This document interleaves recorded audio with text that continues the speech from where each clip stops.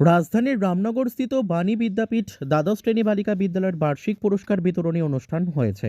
বুধবারের এই অনুষ্ঠানে উপস্থিত ছিলেন আগরতলা পুর নিগমের মেয়র দীপক মজুমদার। তিনি বলেন, বাণী বিদ্যাপীঠ স্কুলের একটা ইতিহাস আছে, সুনাম আছে।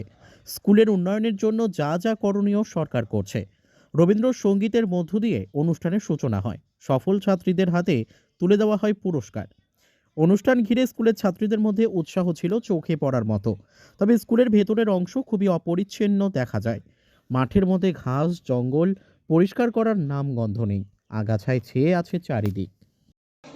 আজকে বাণী বিদ্যাপীঠ এইচএস বালিকা বিদ্যালয়ে বার্ষিক পুরস্কার বিতরণ অনুষ্ঠান 2023-22 শিক্ষাবর্ষে যারা শিক্ষা একাডেমিক ক্ষেত্রে বা সাংস্কৃতিক বা অন্যান্য ক্ষেত্রে যাদের যোগ্যতা অর্জন করতে পেরেছেন প্রথম দিকে বিদ্যালয়ের বিভিন্ন অনুষ্ঠানে, বিশেষ করে শিক্ষার ক্ষেত্রে যারা প্রথম দিকে ভালো মার্কস করেছে উচ্চ মাধ্যমিক এবং মাধ্যমিক বা বিভিন্ন ক্লাসে, তাদেরকে আজকে পুরস্কৃত করা হচ্ছে।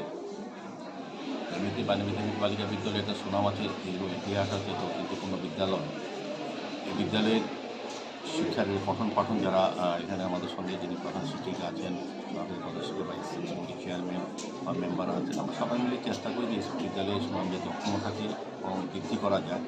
সেক্ষেত্রে কিছু কিছু প্রতিযোগিতা থাকে, তারপরেও কিন্তু আমাদের রাজ্য সরকার শিক্ষা দপ্তরের সহযোগিতায়, আমাদের এসএমসি কমিটির সদস্যদের সহযোগিতা এবং সর্বোপরি যারা শিক্ষক শিক্ষিকাদের শিক্ষা দান করেন বা পঠন পাঠন যুক্ত আছে, তারা আন্তরিকভাবে চেষ্টা করছেন বিদ্যালয়ে যে সুনাম আছে সেই বিদ্যালয়কে আরও বেশি সুনাম বৃদ্ধি করা। সেক্ষেত্রে বিশেষ করে শিক্ষাক্ষেত্রে যা যা করণীয় আমাদের সরকারি দপ্তর করছেন, যেমন আমরাও চেষ্টা করছি।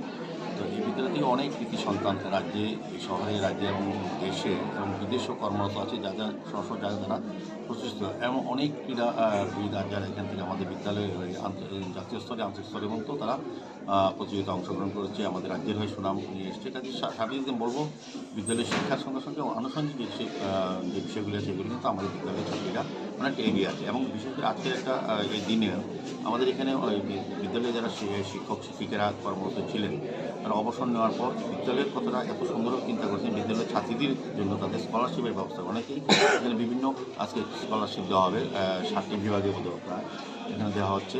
আমি তাদেরকে ধন্যবাদ জানাই এই মানসিকতার জন্য। বিদ্যালয়ে যারা যেমন কাজ করেছিলেন, চাকরি সূত্রে তারা যেমন পঠন পাঠনের সহযোগিতা ছাত্রীদের তৈরি করেছেন সুন্দর মানুষ হিসাবে, এবং পরবর্তী সময় তাদের অবসর নেওয়ার পর তাদের বিদ্যালয়ের প্রতি চিন্তা ছিল এবং বিদ্যালয়ের ছাত্রীদের প্রতি তাদের আন্তরিকতা ছিল যে তাদেরকে সহযোগিতা করা। সেক্ষেত্রে তারা আর্থিকভাবে কিন্তু স্কলারশিপের মাধ্যমে বিভিন্ন ব্যক্তিবর্গ যারা শিক্ষক শিক্ষিকা তারা কিন্তু কাজ করে গেছে।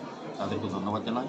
আমার আশা থাকবে আমাদের বিদ্যালয়ে আমাদের যে স্থানটা আছে কমিটি হল আছে সেটা স্থান করা হচ্ছে, কাজ করাতে সারাই করা কাজ চলছে। সেই কারণে আমাদের ছোট্ট পরিসরে আজকে অনুষ্ঠান করা হচ্ছে। আগামী দিন অ্যাড্রেস করে যেটা এটাও ভালোভাবে করার চেষ্টা করা হবে। সার্বিকভাবে আমরা মাননীয় মুখ্যমন্ত্রী এখানে এসেছিলেন, উনিও বিদ্যালয়ের উন্নয়নের জন্য যা যা প্রয়োজনীয় উনি চেষ্টা করছেন, উনিও কথা দিয়ে গেছেন এবং সেই অনুযায়ী কিছু আর্থিক বরাদ্দ আমাদের সরকার থেকে করা হয়েছে।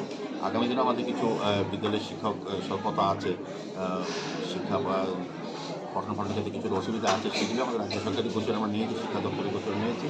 আমার বিশ্বাস থাকবে যে আমরা সবাই মিলে বিদ্যালয়ের সার্বিক উন্নয়নে আমরা কাজটা করবো এবং এখান থেকে কৃতি সন্তান রাজ্যে হয়ে রাজ্যের একটি প্রচেষ্টা করার কথা যেটা আমার মুখ্যমন্ত্রী বলেছি সেতে অংশগ্রহণ করবে। রাজ্যের সম্পদকে ব্যবহার করে আমাদের তৈরি করা যে সম্পদগুলো, আমাদের বিদ্যালয়ের যে প্রত্যেকটি ছাত্রী আমাদের রাজ্যের সম্পদ, তাদেরকে ব্যবহার করে রাজ্যের উন্নয়নে আমরা অংশগ্রহণ করতে পারবো। Bureau report, news daily Bharat.